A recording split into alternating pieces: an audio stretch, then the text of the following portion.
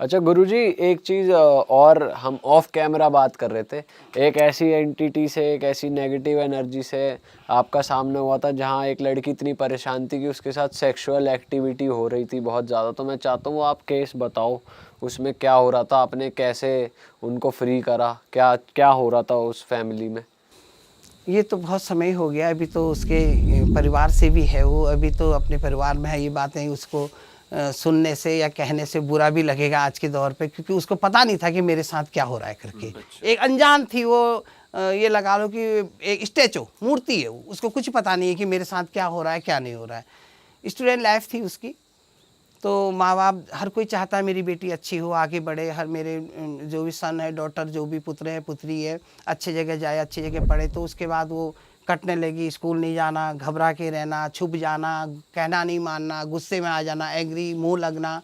तो वो एक दिन मेरे पास लाए, बोले पंडित जी ऐसी ऐसी बात है, ऐसी ऐसी बात है, और हम बहुत परेशान हैं, हम बेटी से बहुत दुखी हैं, हमने कई जगह दिखा दिए, कई मौलवी मौलाना कई जगह दिखा दिया, कोई कहता है भेजा हुआ है, कोई कहता है कुछ भी कहता है।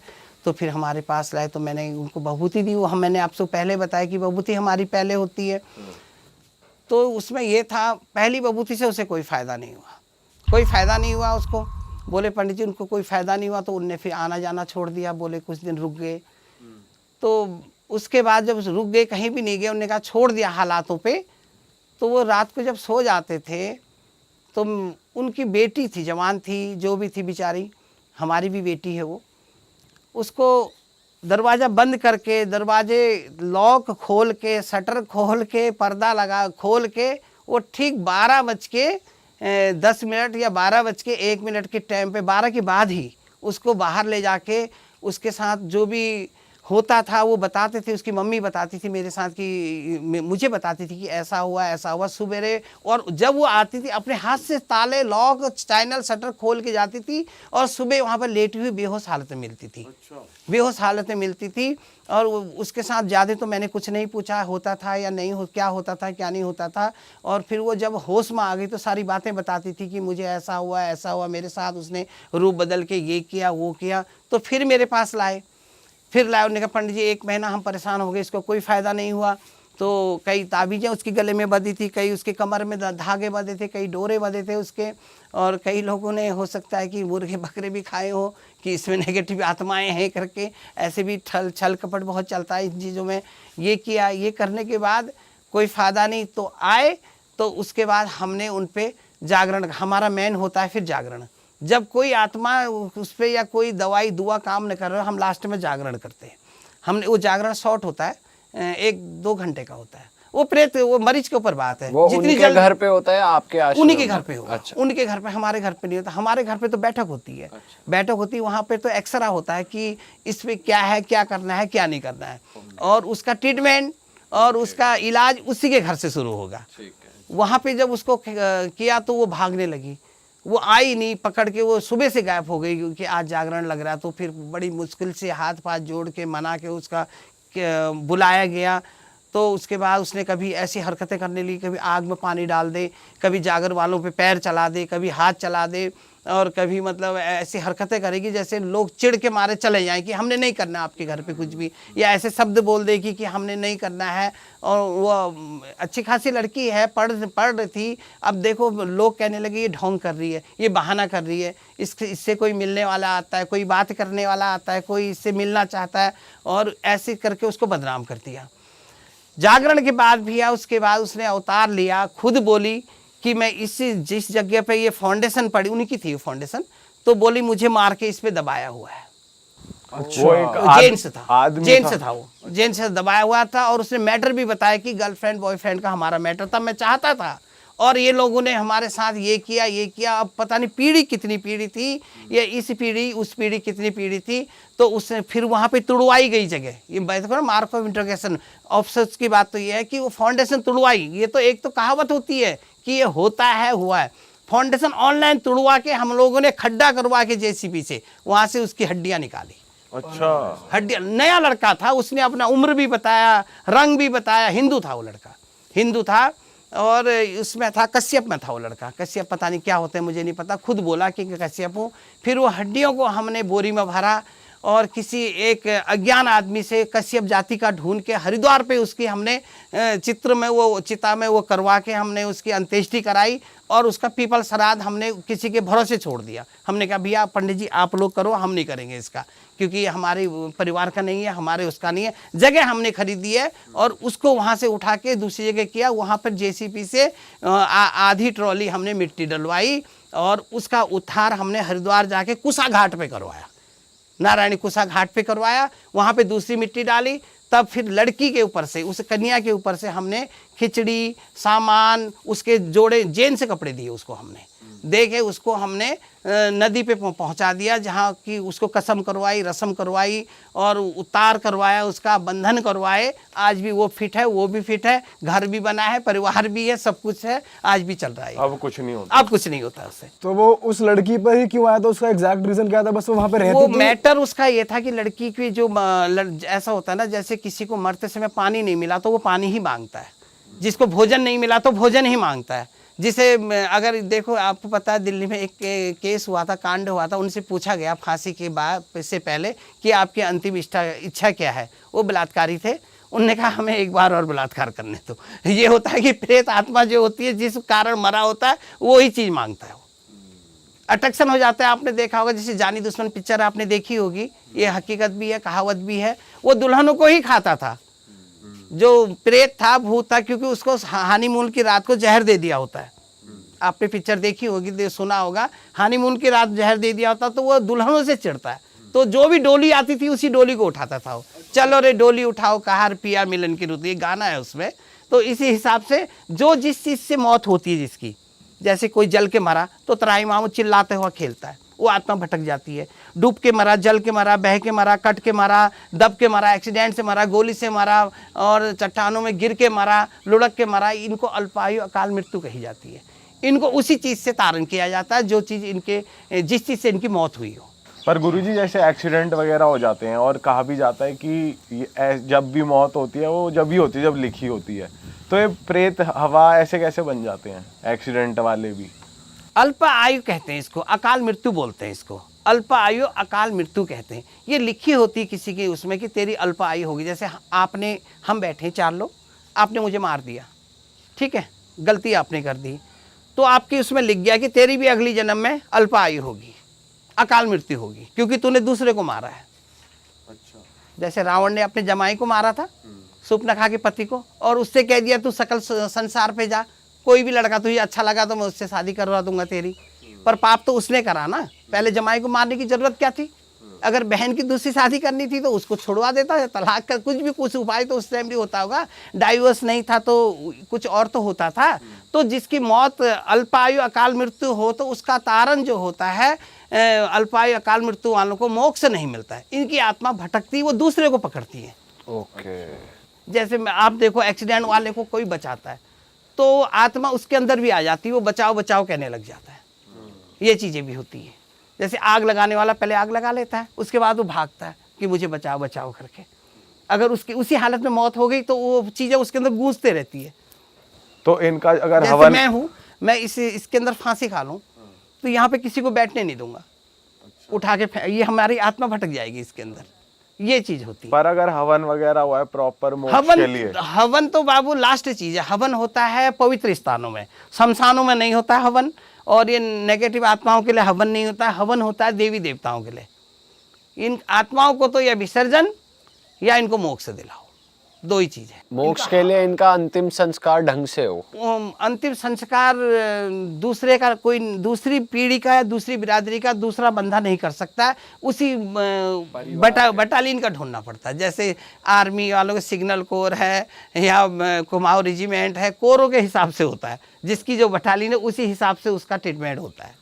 ये नहीं कि अब देखो नेपाल के हैं वो यहाँ आके उसका हम नहीं कर सकते हैं। उसकी बिरादरी का, उसी की परिवार का या उसकी समाज का ढूंढ के, उससे कोई नहीं है तो फिर हरिद्वार में एक नामांकित आदमी ढूंढ के उसी का ब्राह्मण से करवाएंगे। अगर महाराज गुरुजी ऐसा हो कि किसी की एक्सीडेंट में डेथ हो या अकाल मृत्यु अल्पायु जो आपने कहा वो हो, पर परिवार वाले उसके लास्ट वो ढंग से कर दें, तो तब तो उसकी आत्मा नहीं भटकेगी, शांति मिल जाएगी? अल्प आयु वाले मोक्ष नहीं पाते हैं, वो उनको स्थान ही देना पड़ता है। चाहे जब तक उनका उसकी परिवार उम्र अच्छे से ज्यादा कर दे। सारा पर जैसे 40 साल में डेथ हो गई तो उसको 100 साल की उम्र मान के चलो, ठीक है, 60 साल उसको मोक्ष स्थापना देनी पड़ेगी, 60 साल के बाद उसको विसर्जन करना पड़ेगा। इसमें 2 रीजन है, जैसे कुंवारा है तो कुंवारे वाले के साथ कुछ और होता है, मैरिड वाले के साथ कुछ और होता है। मैरिड हमारे हिंदू धर्म में बीवी एक ही मानी गई है, वो पहली जिसको बिहाती, जिसके संग फेरे, जिसके मंगलसूत्र या मांग भरी हो। ऐसा नहीं कि आज उसको छोड़ के वहाँ चले जाए, मेरी बीवी है मुझे छोड़ के आपके पास आ जाए, आपको छोड़ के वहाँ चले जाए, वो मरने के बाद मुझे ही मिलेगी क्योंकि फेरे मेरे साथ हुए हैं। वो 35 जगह भी चले जाए, उसको हिंदी में रखेल बोलते, इंग्लिश में गर्लफ्रेंड बोलते, और हमारी कुमाऊनी भाषा में उसको ढांटी शब्द बोलते हैं, और देसी में उसको धरौना बोलते हैं। इनको दिन में नहीं लाते, रात को लाते हैं। ये जिंदी भी हमारी है और मरी भी हमारी है। ये जो आपको बताया मैंने, इसमें अगर पति की मौत हो गई तो जब तक पत्नी है तब तक वो हरिद्वार या गया या ऐसे पवित्र स्थानों में नहीं जाएंगे, क्योंकि जोड़े में हर चीज़ होता है। जोड़े में कन्यादान, जोड़े में गोदान, जोड़े में आरती, जोड़े में कोई भी काम हो, शुभ काम जोड़े में होते हैं। तो पति यहाँ नर्क में और पत्नी स्वर्ग में नहीं रहती, दोनों जो है एक साथ रहते हैं। और वो भी ऑनलाइन, मतलब बिहाती होनी चाहिए। ये नहीं कि मैं आपके पास आ जाऊं, मैं आपकी बीवी हूँ, आपके पास आ जाऊं, 2 बच्चे यहाँ हो गए फिर आपके पास। सीमा हैदर जो है वो नहीं चलेगा। उसकी कोई गिनती नहीं है। सीमा हैदर बोलेगी वो मुझे नहीं क्यों तोड़ा? चलेगा। वो नहीं चलेगा। मतलब जो पहली ही बीवी है वही पति माना गया, वही बीवी मानी गई। तो ऐसा नहीं है गुरुजी कि पति ने अगर अच्छे कर्म नहीं करे तो वो नरक जा रहा है, बीवी ने अच्छे कर्म करे वो स्वर्ग जा रही है। कर्म धर्म तो ये तो ऊपर से बने होते हैं। अच्छे कर्म किससे कहें? देखो हम तो भगवानों पे भी ऑब्जेक्शन ले लेते हैं कभी कभी। धर्म कर्म तो जो है ये किससे क्या कहें, किसने क्या कर्म किए वो नहीं कह सकते। तो गुरुजी थोड़े समस्याओं की बात करते हैं। लोग कैसी कैसी समस्या आपके पास लेकर आ रहे हैं आजकल? सबसे ज़्यादा परेशान लोग किस चीज़ से हैं? देखो ये भी बहुत अच्छा टॉपिक आपने पूछा। समस्याएं तो आजकल देखो हर कोई बंदा परेशान है। अगर बिजनेस वाला है तो बिजनेस से परेशान है, जॉब वाला है तो जॉब से परेशान है, और हर कोई बंदा किसी चीज़ से भी संतुष्ट नहीं है। उसके अंदर वो ये चाहता है कि मैं इस तरह और कर लूँ या आगे कर लूँ, कुछ आगे बढ़ाऊँ और आगे बढ़ाऊँ। संतुष्ट किसी को नहीं है। मेरे पास अक्सर लोग आते हैं कि पंडित जी ये शादी नहीं हो रही है, ब्याह नहीं हो रहा है, हमारे काम नहीं चल रहे, बिजनेस नहीं चल रहे, प्रॉपर्टी में घाटा हो गया, नौकरी नहीं लग रही है, और हमारे कई ऐसी समस्याएं लेके आते हैं कि हम लोग सालों से जागरण करते आए, अभी तक हमें कोई इसका निष्कर्ष नहीं मिला। हम लोग ने पितृदोष हमने उतार लिया और हम लोगों ने दैविक बाधाएं उतार ली, फिर भी हम वहीं के वहीं हैं, हमारा कोई रिजल्ट अभी तक नहीं आया।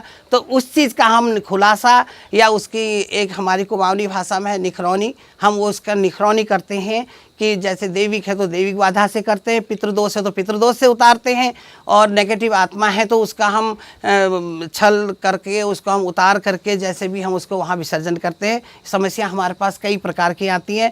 अक्सर ये गर्लफ्रेंड बॉयफ्रेंड वाली मैटर भी हमारे पास बहुत आते हैं। ये तो हंसने वाली बात भी है, और उसका भी समस्या होती है कि पंडित जी कई समय से हमें बात कर रहे हैं, अब हमारे उसके भाई नहीं मान रहा है, ये वो दूसरे से बात कर रही है, अब शादी नहीं कर रही है या हमें लायक नहीं कर रही है। ये समस्या भी हमारे पास लगा लीजिए कि 70% ही आते हैं। तो जैसे नेगेटिव एनर्जी किसी के ऊपर आती है वो तो समझ में आता है, आपने उसके ऊपर की जो आया है वो उसको उतार दिया जी। जैसे ये गर्लफ्रेंड बॉयफ्रेंड की बात होगी या बिजनेस की बात होगी या घर में समस्याओं की बात होगी, तो उसका हल आप कैसे करते हैं? उसमें कैसे रहता है? उसमें ये हम सबसे पहले, हम तो धर्म गुरु हैं, उस हिसाब से हम कहते हैं पहली बात ये है कि एक धर्म के होने चाहिए। एक प्रश्न हमारी या शर्त हमारी ये रहती कि एक धर्म के होने चाहिए। दूसरी बात ये है कि उसके साथ हमें ये कि उसमें कोई रिश्ता नहीं होना चाहिए, भाई बहन का, बुआ का, ताई का, चचा का, मम्मिया का, बुआरी, फुफेरी, तयेरी, कोई रिश्ता नहीं होना चाहिए। तीसरा ये होता है कि देखो कास्ट भी प्रॉब्लम होती है। आजकल तो हिंदू धर्म में सब एक कास्ट है, ऐसा कुछ नहीं है। फिर भी देखो गायों में गाय अच्छी लगती है, भैंसों में भैंस अच्छी लगती है। हम ये कहते हैं कि अपनी कास्ट में ही शादी हो, खाना पीना कोई कहीं खाए, उससे कोई दिक्कत नहीं है। शादी ब्याह जो अपनी कास्ट से उसको कुल का विकास होता है, उससे अपनी परिवार का विकास होता है, अपने समाज का विकास होता है। हम इस समस्या को लेके इस शर्त को रखते हैं कि आप पहले इसका पालन करो कि वो अवैध ना हो, वो जायज़ हो, नाजायज़ ना हो। तो जी, आप हेल्प कर देते हैं। 101% हमने करके दिए हैं, करते हैं, अभी भी करेंगे। हमें इसमें कोई दिक्कत नहीं है। इसके लिए भी आपको चौकी लानी पड़ती है? जी चौकी लगानी पड़ती, चौकी बिगैर चौकी के हम कुछ नहीं करते हैं। ऐसे तो आम इंसान है, हम कोई भगवान है नहीं, हम भी आम इंसान है। मतलब ये है कि कई लोगों का काम है, उनके हम नाम भी बता सकते हैं, घर भी बता सकते हैं, परिवार भी बता सकते हैं, उनकी फ़ोटो भी हम आपको दिखा सकते हैं प्रूफ करके। और हमने कोई फ्रॉड काम नहीं किया, न किसी से पैसा लिया, न किसी का खाया। और कई समय जॉबें लगाई कई लोगों की, जो हमारी चोरगलिया में भी हैं और धामपुर नजीकवा, ऑस्ट्रेलिया, कनाडा, दुबई तक के मेरे पास लोग जुड़े हैं। वहाँ तक के मैंने काम करके दिए। कई लोग आते हैं, पंडित जी वीज़ा आ गया, अभी हम विदेश जाने का हमारा चांस है नहीं है, हमने भेजा नहीं भेजा किया। अभी हम कई लोग को अभी मैंने पैदल भेजा मास्को से। वो लोग बोले पंडित जी हम डंकी द्वारा जा रहे हैं, हम पकड़े जाएंगे तो पानी में मारे जाएंगे। मैंने उनसे ये कहा भैया और हमें मगरमच्छ खा जाएंगे। तो हमने उनकी पूरी हेल्प करी। एक हम गोलू महाराज की बबूती लेके देते हैं कि just best of luck, congratulation on your section, तुझे कोई दिक्कत नहीं होगा, पूरा समाज तेरा पूरा संस्कार देगा, साथ देगा, समाज देगा और भगवान देगा साथ, और संस्कार के साथ और इज्जत के साथ। तो वो पहुंच जाते हैं, फिर कहते हैं कि पंडित जी हम अभी बॉर्डर में पहुंच गए हैं। वहाँ के 13 नंबर आते हैं, अमेरिका के, दुबई के 7 आते हैं, नेपाल के भी 13 नंबर आते हैं। तो बोलेंगे कि हम अभी यहाँ पहुँच गए, अभी नहीं पहुँचे हैं, अभी हम पुल के दीवार के नीचे हैं, अभी पुलिस हमारे पीछे आ रही है। फिर पहुँचने के बाद वो थैंक यू करके हमें सम्मान करते हैं, हम पहुँच गए हैं। और फिर कई लोग कहते हैं हम पहुँच तो गए पंडित जी, हमें काम नहीं मिल रहा है, हम यहाँ क्या करें, बड़े परेशान हैं। फिर हम चौकी लगा के उनका नाम और फ़ोटो लेके ऑनलाइन यहाँ से फूंक मारते हैं, तो उनको वहाँ जॉब भी मिल जाती है। ये बहुत अच्छा है। और उनके नाम भी है और नंबर भी है उनके मेरे पास। कम से कम 200-250 सरदार मैंने दबका, सिरसा, हरिहरपुर, मैनाजुंडी, बालपुर, बिथा, कनेटी, कटमटा, मैनाजुंडी, बालपुर, अमरिया, सब यहाँ के सरदार। अक्सर पंजाबी लोग ज़्यादा जाते। तो सर आप मना नहीं करते कि डोंकी रूट तो गलत है, सही तरीके से देखो जाओ? उनको ये बात भी अच्छा मना हम करते हैं, पर वो कहते पंडित जी हमने जानी, क्योंकि पंजाबी की एक चॉइस ही होती है। हालांकि आज तो हर किसी बंदे की चॉइस है कि मैं विदेश जाऊं, फॉरेन जाऊं, और हर किसी की चॉइस है। पर उनके पास अगर 10 एकड़ ज़मीन है तो वो 1 एकड़ ज़मीन बेच के उनने विदेश जाना है तो जाना है। उन्होंने कहा पंडित जी हम वहाँ से आके दोबारा कर लेंगे, इतनी और जोड़ लेंगे। और एक अभी हमारे पास पाला जी हैं इधर दबके में, तो 3 भाई वो अमेरिका है, वो हर साल 10-10 एकड़ खरीदते हैं। उनके पास ओनली 5 एकड़ थी, 1 एकड़ बेच के गए थे। उसके बाद वो इस समय उनके पास 200 एकड़ ज़मीन है। तीनों भाई कमा रहे हैं और दबके पे रहते हैं। तीनों भाई अच्छे खासे परिवार है। इस समय प्रधानी का भी टिकट उनके पास है और जीते हुए हैं, बहुत अच्छा। और मुझे गिफ्ट भी करके गए, रिंग के दे के गए एक तो, लेकिन मुझे रिंग की गिफ्ट करके गए, वो भी अच्छा लगा, उन्हें भी अच्छा लगा, उनका काम हो गया और हमारा इनाम हो गया। बात है काम होने के बाद, हाँ जी, कोई काम होने के बाद कोई हमें इनाम दे तो उसको हम स्वीकार कर लेते हैं, किसी पे दंड नहीं देते। कोई ऐसा भी आ जाता है कि भाई मेरे को सीट दिलवा दो, टिकट दिलवा दो? देखो हाँ, ऐसे भी आते हैं। देखो अभी कुछ समय पहले, आप छोटी सी बात है, एक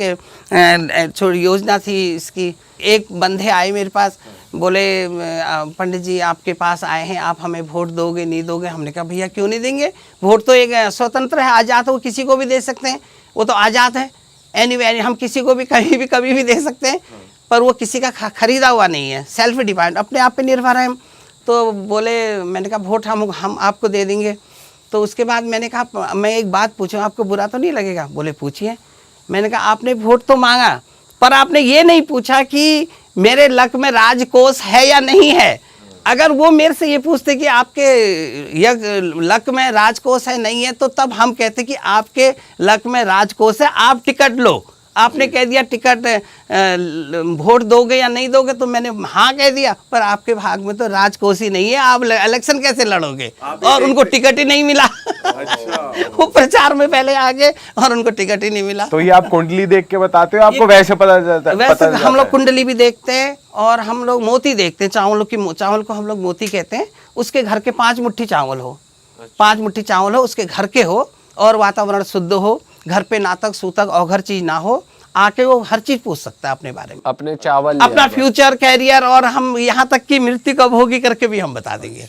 हाँ, पर इसमें फ़ायदा कुछ नहीं है, इंसान को एक डिप्रेशन में आ जाता है, तो फ़ायदा उसी में है कि हमने आगे कैरियर पे क्या करना है, हमारे लक में क्या चीज़ चलेगी, क्या नहीं चलेगी, क्या करना है, क्या नहीं करना है, वो चीज़ पूछना बेटर, उचित और वो लाभदायक और अच्छा है। सर जब चावल लेके आता है कोई, तो भी चौकी ही जवाब देती है या आप देते हैं वो जवाब?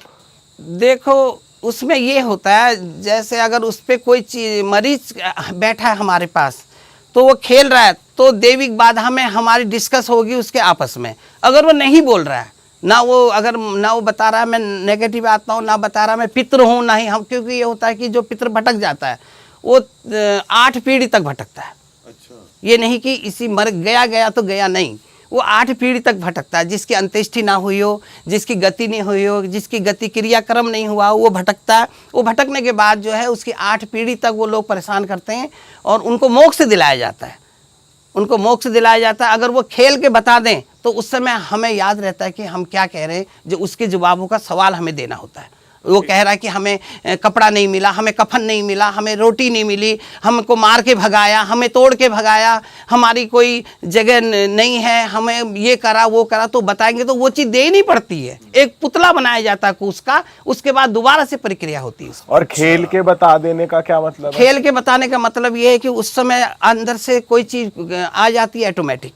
आपके यहाँ जब वो आते हैं जी, वो आते हैं तो ऑटोमेटिक उसको देखते ही हम लोग भड़क जाते हैं। उनकी बॉडी में आप कोई है? भड़कते हो या वो भड़कते हैं? अंदर से एक चीज ऐसी जैसे करंट लग जाता है शरीर में, इस तरह से ऊपर पैर से ऊपर तक एक अपना रूप भी बदल जाता है। उसको देख के ऐसा हो जाता है एंग्री, गुस्सा, जैसे कि मैं ये क्यों आया और किस लिए आया, इसके साथ में क्या करूं, इसको कैसे भगाऊं। आपस में एक उज्ज्वलता सी, मतलब कोष उत्तेजन सी पैदा हो जाती है। गुरुजी एक किसी केस से आप ये बता सकते हो, कोई आपके पास आया हो बेचारा परेशान, नेगेटिव एनर्जी का उस पे साया हो और आपने फिर पूरा एक्सप्लेन कर सकते हो आप प्रोसेस क्या रहता है? देखो कई आए, ऐसे तो कई आए, 25 साल से आते रहे जाते रहे। कई लोगों ने हमें छला भी, कई लोगों ने कहा कि नहीं है, कई लोगों ने है। और एक बार ऐसी हुआ, कोई ज़्यादा ही होशियार होते हैं, पढ़े लिखे होते हैं लोग, वो कहते हैं कि हम इस चीज़ को नहीं मानते हैं, एक भगवान को मानते हैं। हम भी भगवान को मानते हैं और किसी को नहीं मानते। जैसे किसी के साथ गलत हो रहा है तो गलत को तो हटाना ही होता है। तो हम ये थोड़ी कह रहे हैं कि गलत को गलत ही करो, उसको गलत को, जैसे सोने का सिक्का गिर गया कीचड़ में तो उसको धो के उठा के जेब में रखना है। ये तो नहीं कि वो गिर गया तो फेंक दो उसे। जब हमारे को अच्छे खासे बच्चे को, जैसे कोई पिकनिक पे जा रहे हैं बच्चे, कहीं गिर गए।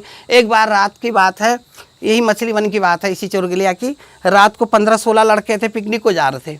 उनमें नाम तो नहीं बताऊंगा, सब यहीं के थे लड़के, 2 एक बाहर हल्द्वानी साइड के थे। अच्छे लड़के थे, सब घर से, अच्छे परिवार से, अच्छे एजुकेशन वाले। तो रात को पतीले रखे थे ट्रैक्टर में, इनने मीट माट जो भी होता है एंजॉय के लिए रखा था, पता नहीं क्या क्या था, हम ज़्यादा कुछ नहीं बताएंगे। उसके बाद वहाँ जाते ही एक लड़का गिर गया, रात का समय था। तो रात का समय था, गिर गया तो उसको कहने लगा मैं ये हूँ वो हूँ, किसी को खाने नहीं दूंगा, बर्तन गिरा दिए, लोगों को मार उठा के फेंकने लगा। तो उसको पकड़ के बांध के मेरे पास रात को लाए। रात के 2-1 बजा था लगभग। दरवाजे खोले, हमने सोए थे नींद में। बोले पंडित जी दरवाज़ा खोलो। दरवाज़ा खोला, हमने दरवाज़ा खोला। मैंने कहा क्या है? बोला इसको लाए हैं। उसको इतने गुस्से में था कि ये लग रहा था कि इसको छोड़ दें तो ये हमको तो मारेगा, पता नहीं घर भी तोड़ देगा हमारा। अच्छा। तो उसके बाद हमने उसको देखा, बोला तू कौन है क्या है, पूछा, चौकी लगाई। रात को ही मैंने स्नान किया, धोती बांधी। हम लोग धोती बांधते, साफ़ सुथरी समझते धोती को। हम लोग कपड़े पहन के भोजन नहीं करते हैं, नहा धो के भोजन करते हैं। दिन में 3 टाइम हमको नहाना होता है, सुबह, दिन में और शाम को। और धोती पहन के हम लोग भोजन करते हैं और खाना दूसरे के हाथ का हम नहीं खाते, अपने हाथ से बनाते। तो जब उसको हमने चौकी लगाई, बुलाया, बिठाया, तो कौन है? बोला मैं खून पीऊँगा। अरे खून पी, तू कहाँ से आया? बोला मैं मछली वन से आया, इनके साथ में था, ये था। उसने सारा परिचय दिया अपना। मैंने कहा तो इनके साथ क्यों आया? बोला ये वहाँ पर गिरा, इसने वहाँ पर ये किया वो किया, सारे बताया। ज़्यादा कुछ नहीं बताऊँगा, शॉर्ट में मैं बता रहा हूँ। और वो अभी भी हैं लड़के, आज भी हैं। आज वो लड़का आर्मी में है, जोगनाली साइड का है, आर्मी में है वो लड़का आज। अच्छा खासा मैरिड भी हो गई उसके, 1-2 बच्चे भी हैं अब। तो उसके बाद उसको हमने पकड़ा तो किसी के हाथ पे नहीं आया। उसने हर लड़के को उठा के फेंक दिया, उठा के फेंक दिया। बिल्कुल बोला मुझे हाथ मत लगाना, मैं ये हूँ, मारा हुआ हूँ, मुझे मारा है, इसी जंगल पे दबाया है। और उसने वो लोग ऐसी पतीला, भगोना, जो भी चावल, मसाले, मिर्च, टमाटर सब वापस लाए मेरे घर पे छोड़ के। बोले, मैंने कहा भैया इसको यहाँ से लेके जाओ। फिर उसको मैंने उतारा, झाड़ा लगाया, बभूती बांधी। फिर 11 मुट्ठी चावल, 7 मुट्ठी उड़द, 3.5 फली मिर्च, इसको हम खिचड़ी बोलते हैं, काले कपड़े में रख के इसके ऊपर 21 बार घुमा के, 7 बार टांग के नीचे से घुमा के हमने वहाँ फेंकवाया। वो लड़का आज भी फिट है, अपनी जगह पे है और आज भी मस्त है। ऐसा कोई उसका नाम पता सब है, वो बताऊंगा नहीं मैं आपको। अच्छा गुरुजी, जैसे आपने किसी पे उतारा करा और ये खिचड़ी आपने कहीं पे फिकवाई, अब गलती से किसी का वहाँ पैर वगैरह पड़ जाए तो क्या वो एनर्जी उस पे हावी हो जी जाएगी? बिल्कुल बिल्कुल बिल्कुल बिल्कुल। ये चीज़ें किसी का उतार जैसे नज़र उतरती है, जैसे कोई गाय दूध नहीं दे रही, बच्चा रो रहा है, आपके काम आप नई गाड़ी ले आए, आज टायर पंचर हो जा रहा है, कल एक्सीडेंट, कोई भी दिक्कतें आ जाए, वो समझ लो कि नज़र का काम है। नज़र हाई होती है, हाई बहुत बुरी होती है। मुई खाल की 700 सार भस्म हो जाए, जैसे ये लोहे को भी ये चमड़े की खाल हाई करके गला देती है, तो ऐसे हाई जो होती है पूरी लैप में बहुत बुरी चीज़ होती है। टोना उतना गलत नहीं है जितनी हाई है, ये नज़र अट्रैक्शन, ये नज़र खा जाती है। तो इस नज़र पे जो है, जैसे किसी पे नज़र है तो उसमें 3.5 फली मिर्च, 1 चुटकी नमक, नींबू, मिर्च उतार के फेंक दो चौराहे पे, तो उसमें दूसरे का पैर पड़ गया तो वहाँ होता ज़रूर है, पर ये उतार इसका चौराहे पे ही होता है। हम लोग चौराहे पे नहीं फेंकते हैं, हम थोड़ा साइड पे डाल देते हैं जो किसी का पाँव ना पड़े। और जो हम मसानी उतारते हैं वो भी हम नदी में जाके दबा देते हैं। हालांकि फेंकना नदी पे होता है, चौराहे पे भी होता है, हम दबा देते हैं किसी का उसमें पैर न पड़े। इस हिसाब से आजकल क्या है कि कई लोग कर रहे हैं इस चीज़ को, तो वो उतार देते हैं, वो दूर से नज़र पड़ जाती है, बच्चे झसक जाते हैं, डर जाते हैं, उनको एक अंदर से भय पैदा हो जाता है कि ये क्या था, मैंने ये किया, और वहीं से बच्चे को सर दर्द शुरू हो जाता है, वहाँ से बीमारी भी हो जाती है, दिक्कतें भी आ जाती है, जिसको डॉक्टर भी नहीं बता सकता है। लास्ट में वो हम लोग गुरु ही उसको ठीक करते हैं। गुरुजी जला क्यों नहीं देते इस चीज को? जैसे नहीं, वो खिचड़ी जलाई नहीं जाती, नज़र जलाई जाती है। जो नज़र मिर्च जला के भी चौराहे पे फेंकना पड़ता है और उतार के भी चौराहे पे फेंकना पड़ता है। ये उतारना चौराहे पे होता है। जो घर में हमारी मम्मियाँ दादियाँ नमक से नज़र उतार देती हैं, या सरसों के तेल की बत्ती से, या और किसी घर के घरेलू तरीकों से, तो उससे नज़र नहीं उतरती? उससे नज़र उतरती है, पर वो घर के अंदर ही रहती है, उसको बाहर नहीं जाती है। ये कोई भी चीज़ है, जैसे खिचड़ी उतार के चौराहे पे फेंको तो वो दूर चली जाती है, और नज़र उतार के भी आप घर पे रह गई तो वो गई कब घर से बाहर? वो तो घर पे रह गई ना, वो तो घर के अंदर ही रह गई, तो घर से बाहर नहीं निकली। तो और जो खिचड़ी फेंकने जाएगा वो 3 दिन तक उस बेटे को या बच्चे को या पितर को उसको नहीं देखेगा, उसके साथ 3 दिन का परहेज रहेगा। जो घर में जो नज़र उतारते हैं, जैसे कह रहा है बत्ती से उतारते हैं, तो उसको तो हमने अक्सर सुना है कि उसको जला देते हैं, तो वो तो डिस्ट्रॉय नहीं हो जाती? नहीं, नहीं होती, वो राख भी काम करती है। कि कई चीज़ें राख, हमारे यहाँ राख से ही सारे काम होते हैं, राख से ही सारे काम होते हैं। जैसे धूप जल गई, धूप जलने के बाद जो राख है, राख से ही सारे काम शुरू होते हैं। नंग भर राख होती है और लाख की बात होती है। जैसे धूनी की राख है, मंदिरों की राख है, अंगीठियों की राख है, और कहो कि अगर ये तांत्रिक वाले जो होते हैं, ये चिता भस्मी की राख से ही सारे क्रियाक्रम, ये जैसे उज्जैन में राख का प्रसाद है, वहाँ पूरे मंदिर पे राख छिड़कते हैं, सर पे राख छिड़कते हैं, उसी को प्रसाद समझते हैं उज्जैन में। तो वो राख सबसे बड़ी चीज़ होती है, राख से भी किसी काम की स्टार्टिंग और ओपनिंग होती है। पर हम जैसे ये नहीं कि राख हो गया तो वो खत्म हो गया, नहीं, राख से भी हर चीज़ की, जैसे गेहूं से आटा बन गया, वो राख ही समझ लो, तो गेहूं की क्षमता खत्म हो गई, तो आटे से कितने चीज़ बन गए, तो वही राख से भी कई चीज़ें बन जाती हैं, जिससे नई नई चीज़ों की उत्पत्ति होती है, नई नई चीज़ें बनते हैं, नई चीज़ें दिखती हैं, और उससे क्रियाएं शुरू होती हैं। और ये चीज़ें राख का काम बताया मैंने आपको, राख तो से। शहरों में भी हमें चौराहे पे फेंकनी चाहिए, घर पे नहीं रखनी चाहिए अगर उतारी है नजर? जी जी, किसी के नांग, किसी को दूसरे को दिक्कत नहीं होनी चाहिए। हम ये दूसरे को दिक्कत नहीं होनी चाहिए, ये नहीं कि हमारा भला हो गया दूसरे को हो जाए, ये नहीं, ऐसा नहीं होना चाहिए। उसको ना साइड से लेके दबा दो ना, एक कोने पे दबा दो उसको, खुला ओपन नहीं रखना है। ओपन रख के, ओपन हर चीज़ गलत है, कोई भी चीज़ है ओपन नहीं रखना है, उसको पर्दे में, सलाखों के पीछे या कहीं चौराहे पे दबाना बहुत ज़रूरी है। अरे वाह, आपने ये वीडियो यहाँ तक देख ली भाई, तुमने हमारी मेहनत सफल कर दिया, तुम ही लोग हो असली रियल हिट। और अगर आपको बहुत मज़ा आ रहा है ऐसी क्लिप्स में, ऐसी वीडियोस में, तो फटाफट जाइए प्लेलिस्ट पे, बिंज वॉच कीजिए और सारी वीडियोस देख डालो और मौज काटो। दैट इज इट, हम मिलेंगे नए पॉडकास्ट में, नई क्लिप में। Till then bye bye, see you, take care, do subscribe, best of Real Talk Online. Okay, bye bye.